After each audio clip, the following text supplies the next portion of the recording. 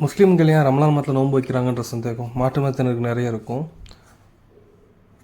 ரமலான் மாதத்தில் நோன்பு வைக்கிறது முஸ்லீம்கள் மீது ஒரு கட்டாய கடமையாக இருக்குது. இது யாருக்கெல்லாம் கடமைன்னு கேட்டால், ஆரோக்கியமாக இருக்கிற சக்தி பெற்ற அனைவருக்கும் நோன்பு கடமைன்னு அல்லாஹ் குர்ஆனில் சொல்கிறான்.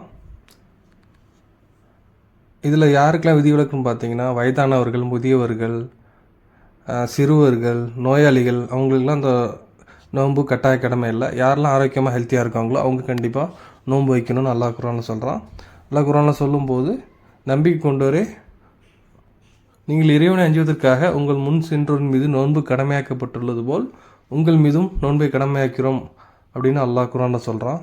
அதை விட முக்கியமாக நம்ம ரமலான் மாதத்தில் நோன்பு வைக்கிறதுக்கு முக்கிய காரணம், இந்த குர்ஆனை முஸ்லீம்களுக்கு ரமலான் மாதத்தில் இறைவன் கொடுத்தான்.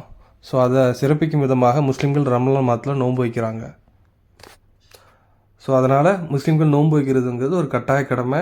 அதை ரமலான் மாதத்தில் 30 நாட்களும் முஸ்லீம்கள் அனைவரும் நோன்பு வைப்பாங்க. இது உலகம் ஃபுல்லாக நீங்கள் எங்கே பார்த்தாலும் சரி 30 நாட்கள் முஸ்லீம்கள் நோன்பு வைப்பாங்க.